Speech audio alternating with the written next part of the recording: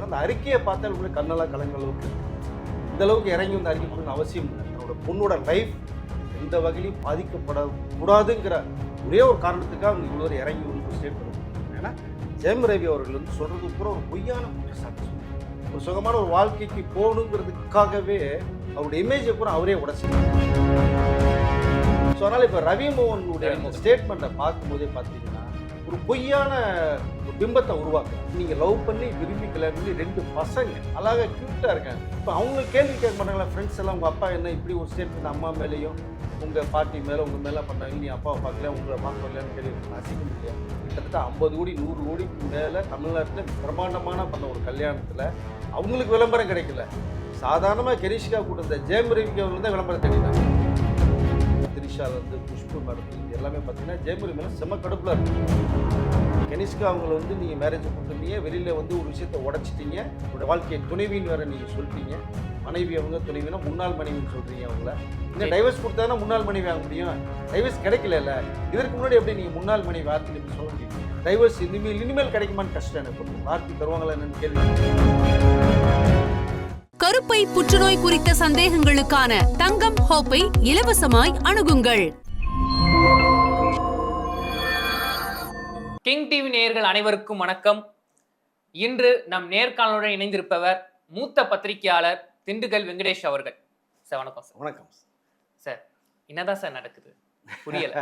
ஏன்னா ஒரு பக்கம் ரவி மோகன் அவர்கள் வந்து ஒரு ஸ்டேட்மெண்ட் கொடுக்குறாங்க, இந்த பக்கம் ஆர்த்தி ரவி ஒரு ஸ்டேட்மெண்ட். இப்படிலாம் இருக்க ரவி மோகன் அவர்களோட மாமியார் சுஜிதா விஜயகுமார் ஒரு ஸ்டேட்மெண்ட் கொடுத்துருக்காங்க. என்னன்னா, ரவி மோகன் அவர்களே தயவு செஞ்சு உங்களோட இடத்த விட்டு கீழே இறங்கி வராதிங்க, நீங்கள் ஒரு நடிகர், நாங்கள் அப்படி பார்க்குறோம், நீங்கள் வந்து பொய்யா சொல்கிறீங்க அப்படின்னு சொன்னாங்க. அப்படி மோகன் அவர்கள் என்ன சொன்னார் பார்த்தீங்கன்னா, எனக்கு வந்து மிகப்பெரிய ஒரு சுமையை வந்து எங்கள் மாமியார் கொடுத்துருக்காங்க, அவங்க வாங்கின கடனெல்லாம் என் தலை மேலே கட்ட பார்க்குறாங்க அப்படின்னு சொல்கிறாங்க. இதை பற்றி என்ன நினைக்கிறீங்க? முழு பொய். ஜெயமரி அவர்கள் மேலே வந்து ஒரு மரியாதை. இப்போ அவங்க மாமியார் சுஜாதா அவர்கள் சொன்னது மாதிரி அம்மான்னு தான் அவங்க சொல்கிறாங்க. இப்போவும் கூட மாமியார் அந்த கூட உனக்கு நான் அம்மா ரவி அப்படின்ட்டாங்க. நீங்களும் அப்படி தான் கூப்பிட்டீங்க அப்படிங்கிறத ஒரு ஸ்டேட்மெண்ட் கொடுங்க. அந்த அறிக்கையை பார்த்தால் உங்களுக்கு கண்ணெல்லாம் கலங்குற அளவுக்கு இருக்குது. இந்த அளவுக்கு இறங்கி வந்து அறிக்கை கொடுக்கணும் அவசியம் இல்லை. தன்னோட பொண்ணோட லைஃப் எந்த வகையிலையும் பாதிக்கப்படக்கூடாதுங்கிற ஒரே ஒரு காரணத்துக்காக அவங்க இவ்வளோ இறங்கி வந்து ஒரு ஸ்டேட்மெண்ட் கொடுத்துட்ருக்காங்க. ஏன்னா ஜெயம் ரவி அவர்கள் வந்து சொல்கிறது பூரா ஒரு பொய்யான குற்றச்சாட்டை சொல்லிட்டு இருக்காங்க. அதை வந்து அவங்களால தாங்க முடியல. ஆர்த்தி சொல்லி பார்க்குறாங்க, கேட்கல. இப்போ மாமியார் மேலேயே ஒரு மிகப்பெரிய ஒரு குற்றச்சாட்டை வைக்கிறாங்க. அதன் மூலமாக அவர்கள் வந்து இந்த சூழ்நிலைக்கு அறிக்கை விடக்கூடிய கட்டாயத்துக்கு தான் ஜெயம் ரவி அவர்கள் வந்து அவங்க உருவாக்குறாங்க.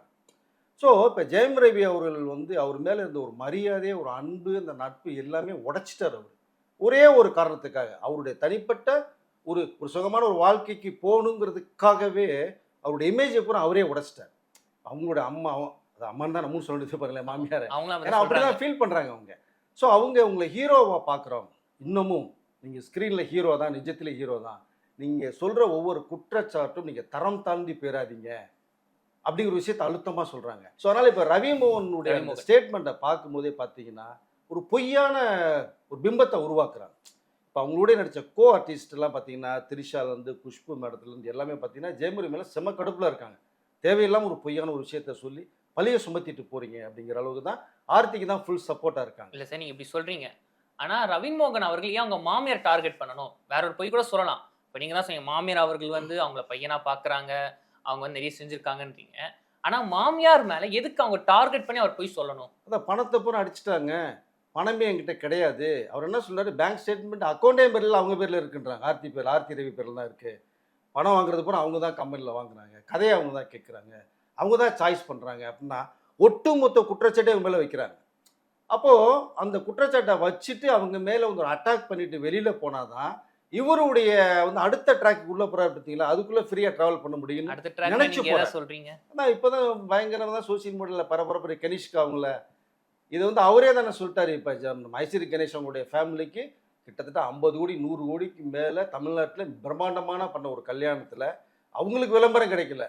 சாதாரணமாக கெனிஷ்கா கூட்ட இந்த ஜெயம் ரவிக்கு அவங்க தான் விளம்பரம் தேடிட்டாங்க. இப்போ டோட்டலாக இப்போ எந்த சோசியல் மீடியாவில் அவங்களோட யூடியூப்பை திறந்தா கெனிஷ்காவுடைய பார்க்குறது தான் வியூவர்ஸ் அதிகமாக போயிட்டுருக்கு. இப்போ அவங்க யார், அவங்க பண்ண அந்த வீடியோக்கெல்லாம் பார்த்தீங்கன்னா அதை நம்ம சொல்லவே முடியல. அந்தளவுக்கு அவங்களுடைய காஸ்டியூமு, அவங்களுடைய டான்ஸ் மூமெண்ட்லாம் பண்ணியிருக்காங்க. பட் அவங்களுடைய சொந்த விருப்பம், நம்ம அதுக்குள்ளே போக விரும்பலை.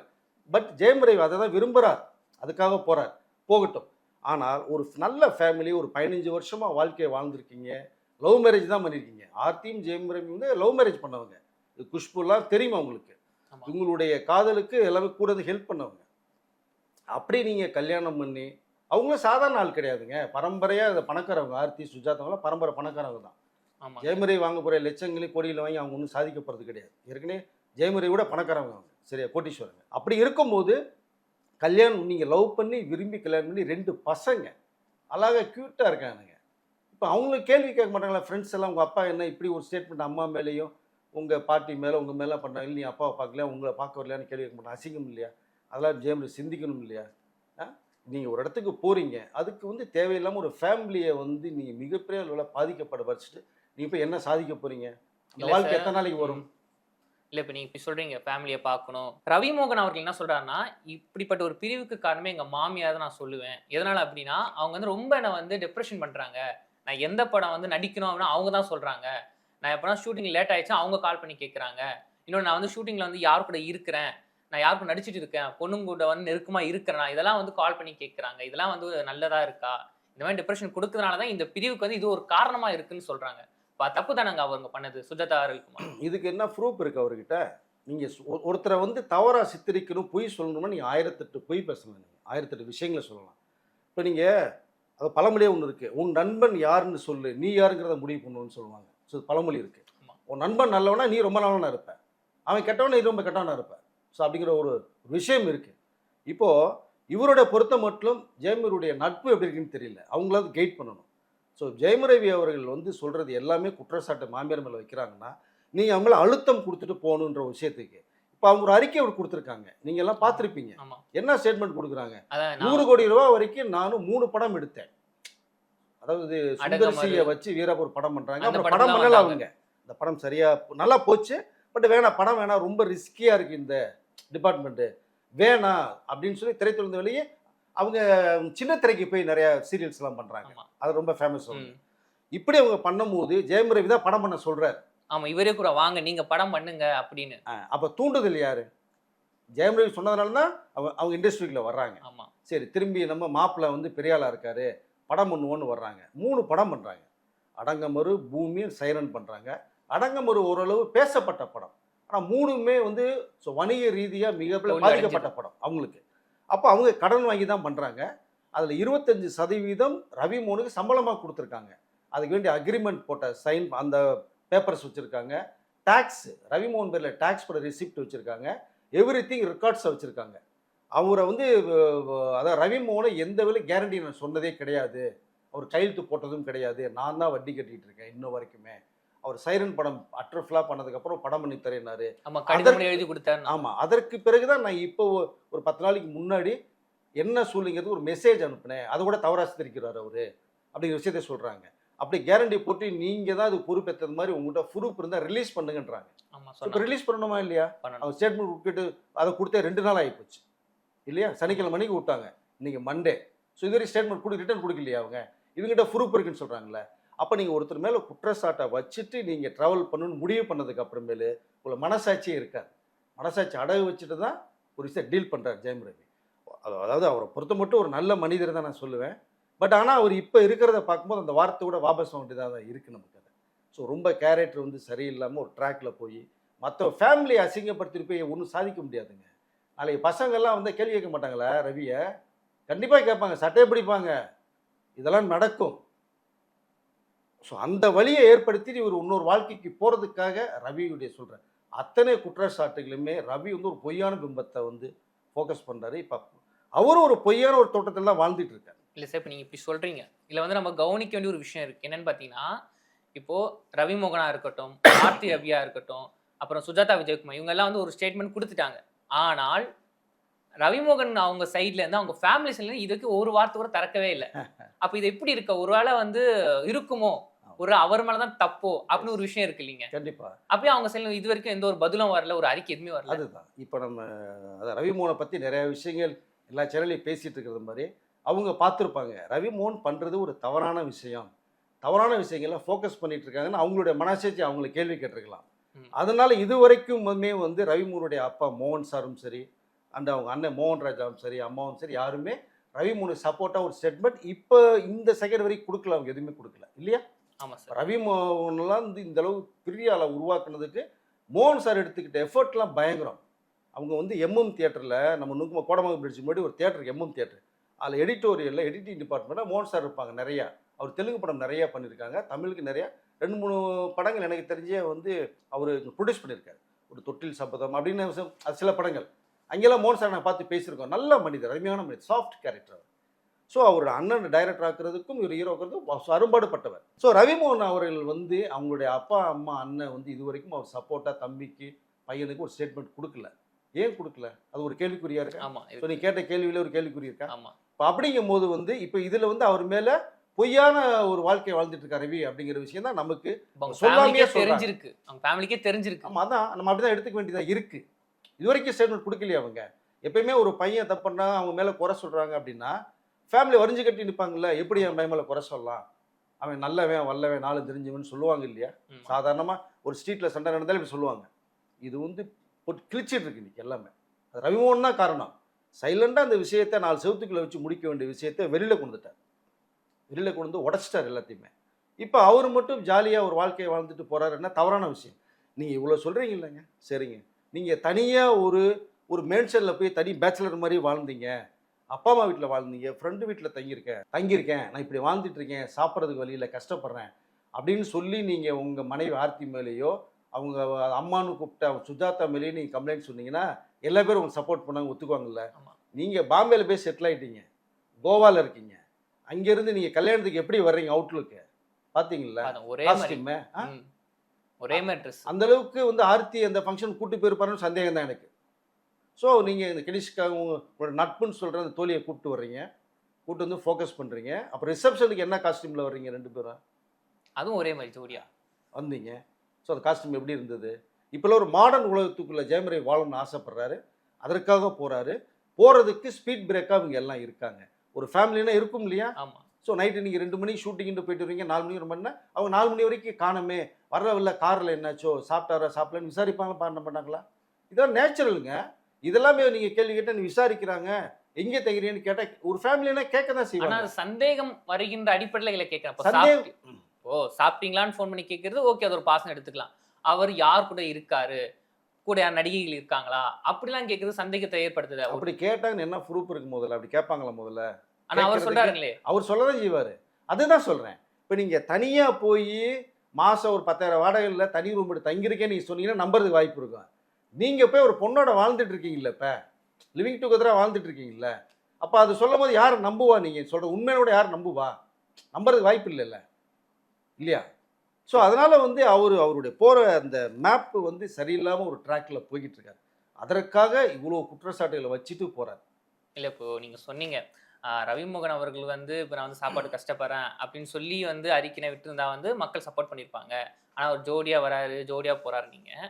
ஆனால் இதுக்கிடையில் வந்து ஆர்த்தி ரவி இருக்காங்க பார்த்தீங்களா, அவங்கள வச்சு ஒரு குற்றச்சாட்டு வந்து வெளியே வருது. என்னன்னு பார்த்தா சுஜிதா ஒரு உங்களுக்கே தெரியும், புகழ்பெற்ற வந்து ஒரு பாடகி. அவங்க என்ன சொல்கிறாங்கன்னா, ஆர்த்திக்கும் நடிகர் தனுஷ் அவர்களுக்கு வந்து லிங்க் இருக்கு, ஓகேங்களா, அதுவும் இது ஒரு காரணம் தான் பிரிஞ்சு போகிறதுக்கு அப்படின்னு அவங்க சொல்கிறாங்க. இதை நீங்கள் எப்படி இது உண்மை திடீர்னு வந்து ஒரு விஷயம் வெளியே வருது பாருங்கள். சாதாரண குற்றச்சாட்டை வச்சுக்கிட்டு போனவங்க இப்போ யார் மூலமாக ஒரு விஷயத்தை பேச வச்சு மிகப்பெரிய ஒரு குற்றச்சாட்டை வைக்கிறாங்க. இதெல்லாம் மனசாட்சி இல்லாதவங்க பேசுகிற ஒரு விஷயம் தான். தனுஷ்க்கும் அந்த சுஜி அவர்களும் ஏற்கனவே நிறைய மனஸ்தாபங்களோட ஒரு மேட்டர் நிறைய போய்கிட்டு இருக்கு. அது எல்லாருக்குமே தெரிஞ்ச மனஸ்தாபம் மட்டும்தாங்களா? மனஸ்தாபம் தான். அந்த பிரச்சனையில தான், ஏன்னா அவருடைய ஹஸ்பண்ட் வந்து தனுஷ் தான் பிரிச்சாரு அப்படிங்கிறதெல்லாம் யாரணி மொழியில் பண்ணாங்க. அந்த பிரச்சனையிலேருந்து ஓடிட்டு இருக்கதா ஒருத்தர் வந்து அப்பப்போ அவங்க ஸ்டேட்மெண்ட் கொடுப்பாங்க, செய்வாங்க. அவங்க சொல்கிறது வந்து சரியாக தப்பாகிற மேட்டருக்குள்ள நான் போக விரும்பலை. ஆனால் ஒரு பொண்ணை போய் தவறான ஒரு கண்ணோட்டத்தோட சித்தரிக்கிறது, அடுத்த விஷயத்துக்கு தேவையில்லாமல் ஒரு விஷயத்தை பேசுறதுன்றது மிகப்பெரிய ஒரு தவறான ஒரு விஷயம். அதுவும் ஒரு பொண்ணை பற்றி பேசுறது வந்து இதை டைஜஷன் பண்ணவே முடியல அவங்களுடைய. அதான் கேட்கும், ஒரு பொண்ணை பற்றி சொல்ல மாட்டாங்க, அப்போ எதுவும் இருக்கிறதுனால அவங்க சொல்கிறாங்க, அப்போ அது நம்ம பார்க்க வேண்டிய விஷயம் இருக்குல்ல. இல்லையா? அவங்க வந்து ஏற்கனவே நிறைய விஷயங்கள் இந்த மாதிரி தான் எல்லா பற்றியும் பேசிகிட்டே இருக்காங்க. அப்படி இருந்ததுன்னா நீங்கள் ப்ரூஃபை கொடுங்க. அதான் ப்ரூஃபை தானே கேட்குறாங்கல்ல அவங்க. நீங்கள் ப்ரூஃபை கொடுத்தா அது நிஜமாக பையன்னு தெரிய வரும் இல்லையா?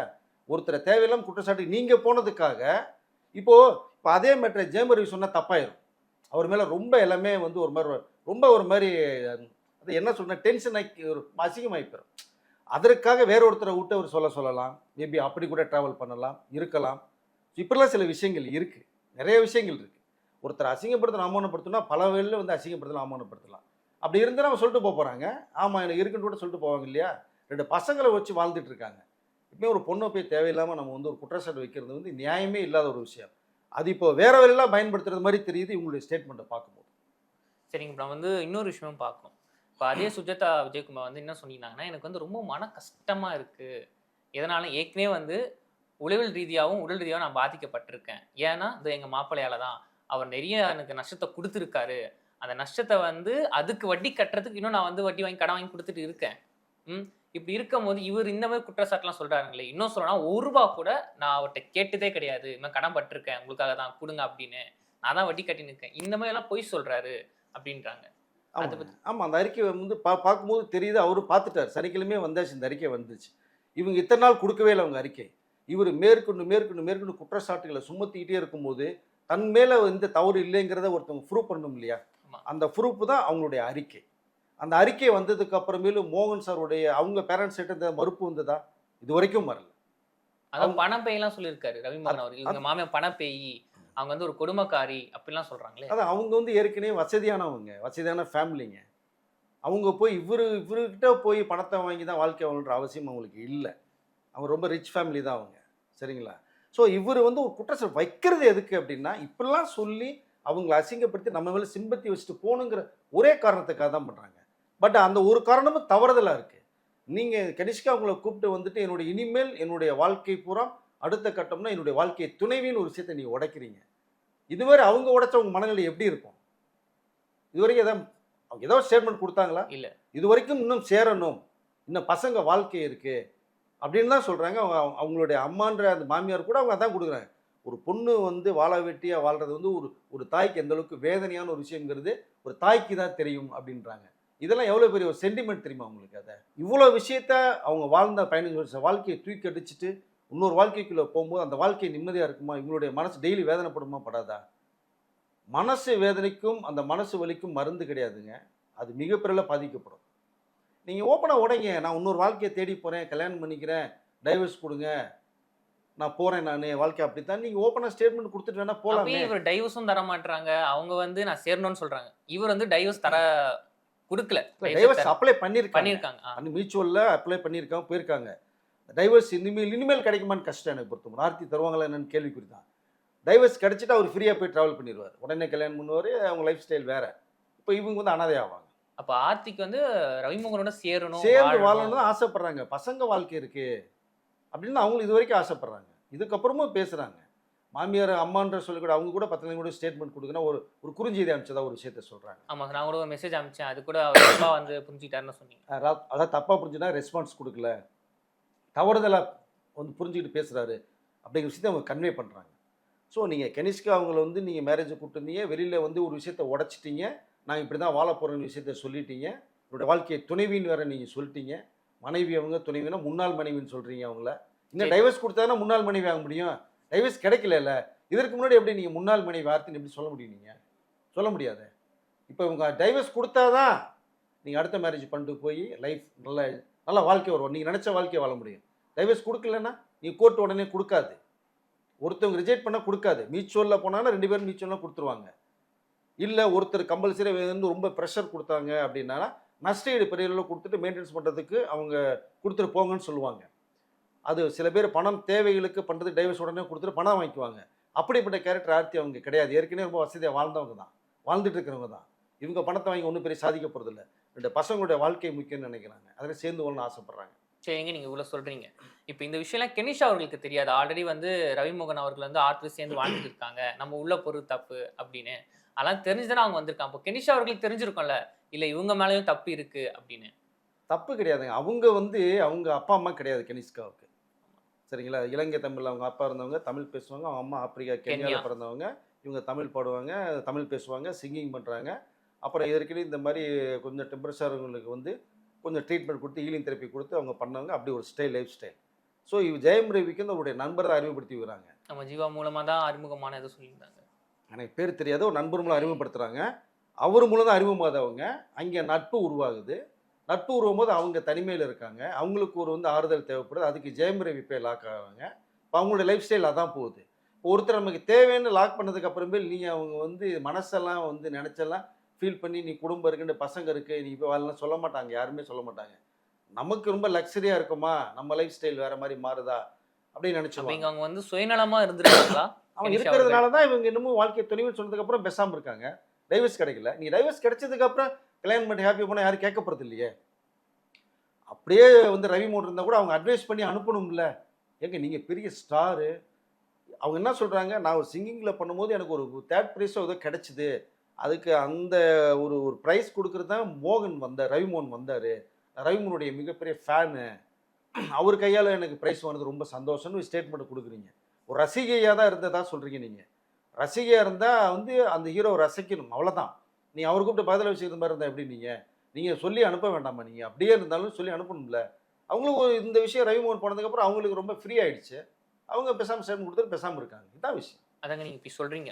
இப்போ வந்து கெனிஷா அவர்களோட தோழி வந்து ஒரு பதிவு போட்டிருந்தாங்க சமீபத்தில். மீட் என்னன்னு போட்டிருந்தாங்கன்னா, எனக்கு ரவியானா பற்றியும் தெரியும், பேருக்குள்ள ஒரு எப்படிப்பட்ட உறவுன்னு எனக்கு தெரியும், இந்த உலகம் வந்து உங்களை தப்பாக பேசுது, ஆனால் உண்மை வந்து ஒரு நாள் வெளி வரும் அப்படின்னு போட்டிருக்காங்க. அப்போ இந்த ஸ்டேட்மெண்ட் பார்க்கும்போது கெனிஷா அவர்கள் மேலேயும் ரவி மோகன் இருக்கார் பார்த்தீங்களா, அவர் மேலே தப்பு இல்லை போல அப்படின்னு தோணுது. ஆமாம், ஃப்ரெண்டு நண்பர்கள் தோழிகள்லாம் என்ன பண்ணுவாங்க, சப்போர்ட் பண்ணி தானே பேசுவாங்க, தவறதை வந்து இல்லைன்னு தானே சொல்லுவாங்க. ஆமாம் கெனிஷ்கா நீ வந்து ரொம்ப மோசமான ஆள், ஏன் ரவி அவங்க கூட வச்சுட்டு வீட்டுக்கு அனுப்புன்னு சொல்லுவாங்களா? சொல்லலை. சில நண்பர்கள் சொல்லுவாங்க, சில தோழிகளும் சொல்லுவாங்க நீ பண்ணுறது தப்பு நீ போ அப்படின்னு சொல்கிற தோழிகளும் இருக்காங்க, நண்பர்களும் இருக்காங்க. பட் இவங்க அப்படி கொடுக்கல. அந்த ட்வீட் போட்டு தான் நீங்கள் சொல்கிறீங்க. ஆமாங்க, அதை அப்படி ஸ்டேட்மெண்ட் கொடுக்குறாங்க. இப்போ பார்த்தீங்கன்னா ஜெயம் ரவியும் அண்டு கெனிஷ்காவும் வந்து குற்றமே செய்யாதவங்க, அவங்க வாழ்க்கை நல்லா வந்துட்டு போனது மாதிரி நிறைய பேர் சொல்லி திடீர்னு பேச ஆரம்பிச்சிட்டாங்க. ஜெயம் ரவி மேலே தவறுக்குன்னு எல்லாருக்குமே தெரியுங்க. தெரிஞ்ச ஒரு சைடு வந்து அவங்க சப்போர்ட்டாக பேச சொல்லி ஒரு விஷயத்தை இதை பண்ணிகிட்டு இருக்காங்க. இப்படி ஒரு மேட்ரு போய்கிட்டு இருக்காது. ஸோ அது வந்து ஒரு தவறு தாங்க. அது நியாயப்படுத்தி 1000 விஷயங்கள் பேசினாலும் அது தப்பு தான். இந்த தவறு வந்து ஜெயம் ரவி அவர்களுக்கு ஒரு காலத்தில் தெரிய வரும். அப்போ பசங்களோ ஒய்ஃபோ திரும்பி கிடப்பாங்களா என்னன்னு தெரியாது, அவங்க லைஃப் ஸ்டைல் எப்படி மாறுங்கிறதுன்னு தெரியாது. நீ ஒரு பக்கம் போனால் லைஃப் ஸ்டைல் எல்லாருக்குமே மாறும் இல்லையா? ஒரு கதவு அடைக்கப்பட்டால் இன்னொரு கதவு திறக்கும் இல்லை. ஆமாம். ஸோ இது நிஜம். அப்படிங்கும்போது அவர் அதை இப்போ ஃபீல் பண்ணல, ஃபீல் பண்ணுற ஒரு டைம் வரும்போது அப்போ எல்லா கதை அடைக்கப்பட்டால் ஜெயம் ரவி என்ன பண்ணுவார்? ஒன்றும் பண்ண முடியாது. இன்றைக்கி மும்பையில் போய் இருக்கார். இப்போ ஜெயம் ரவி அவர்கள் வந்து படங்கள் பெருசாக கிடையாது. அவர் பண்ண ஐஸ்வரி கணேசன் கமல் ஒரு படம் பண்ண ஜீனி, அதுலேயும் வந்து படம் நின்றுச்சு. திரும்பி அது எடுக்கப்பட்டு ரிலீஸ் ஆனால் அதை எப்போ எடுப்பாங்கன்னு தெரியாது. ஸோ பராசக்தியில் வில்லனாக பண்ணுறார். நீ ஹீரோவாக இருந்த ஒரு ஆள் இப்போ வில்லனாக போயிட்டீங்க. இப்போ நிஜத்தில் ஹீரோ வந்து இப்போ வந்து நீங்கள் ரியல் லைஃப்பில் வில்லனாக வந்து மாறிட்டு இருக்கீங்க. இப்போ ஆக்சுவலாக தக் லைஃப்பில் வந்து ரவி மோகன் பண்ண வேண்டிய படம் அவர் கேரக்டர் இருக்குது தெரியுமா உங்களுக்கு? மணிரத்னம் வந்து ரவி மோகனை வேணான்னு சொல்லி ரிஜெக்ட் பண்ணி தூக்கிட்டார். பொன்னியின் சொல்ல அப்படி ஒரு மேட்ரு கொடு, ராஜராஜ சோழங்கிற சரித்திர பெற்றது 1000 வருஷம் முன்னாடி நடந்து இன்றைக்கி வந்து கேரக்டர் வாழ்ந்துட்டு இருக்கு. அந்த கேரக்டர் இல்லையா, ராஜராஜ சொல்கிற ஒரு கேரக்டர் மக்கள் மனசில் வாழ்ந்துட்டு இருக்காங்க. சரிங்க சார். இப்போது இந்த பிரச்சனை ரவி மோகன் ஆர்த்தி ரவி இந்த பிரச்சனை எப்போ தான் முடிவுக்கு வரும்? ரவி மோகன் தான் முடிவு பண்ணணும். அவர் முடிவு பண்ணான்னா இன்றைக்கி மதியானமே கூட முடிஞ்சிடலாம். மீண்டும் மனம் திரும்பி வந்து ஆத்திர சேர வாய்ப்புகள் இருக்கா? வாய்ப்பு இருக்கான்னு அதுதான் சொல்கிறேன் இல்லையா, அவர் தான் முடிவு பண்ணணும். எல்லாருமே சேர்ந்து வாழணும்னு ஆசைப்பட்றோம், அதனால தான் பேசுகிறோம். ஏன்னா நல்ல ஃபேமிலி, அது உடையக்கூடாதுன்னு பேசுகிறோம். இப்போ அவங்க 2 பேரும் சேர்ந்தால் நமக்கு என்ன லாபம், சேரன்னு என்ன லாபம்? நமக்கு ஒன்றும் கிடையாது. ஆனாலும் ஒரு ரவி மோகன் மேலே ஒரு மரியாதை இருக்குது. அவுட்லுக்கே நல்ல ஜென்யூனான ஒரு லுக்கு, ஸோ நல்ல ஃபேமிலி, இப்படி இருந்த ஒரு ஏன்னா ரசிகர் அவருக்குன்னு ஒரு கேங் இருக்குது, மக்கள் மத்தியில் ஒரு நல்ல வாய்ஸ் இருக்குது. இப்படிப்பட்ட இவர் இப்படி போய் வாழ்க்கையில போய் தடமுரண்டு போகிறாரு, அவருடைய நேமே டேமேஜ் ஆகுது, அப்படியே மனசு கஷ்டமான ஒரு விஷயமா இருக்குது. ஸோ இது சேர்ந்து வரணும்னு எல்லா பேரும் ஆசைப்பட்றோம். ரவி மோகனும் ஆசைப்படணும், ஆசைப்பட்டான்னு இது எல்லாமே நடக்கும். ஸோ அந்த ரூட்டு போனது வந்து சரி அப்படியே ஒன்வே மாதிரி போனது போட்டோம்னு பை சொல்லிட்டு நேராக வந்துட்டு இங்கே போட்டு ஃபேமிலியோடு இருந்தாருன்னா ரொம்ப சந்தோஷமான விஷயங்கள்லாம் இது எல்லாமே வரவேற்கத்தக்க விஷயம்தான். கண்டிப்பாக இண்டஸ்ட்ரியே ரெட் கார்பெட் போட்டு வரவேற்கும் அவரை.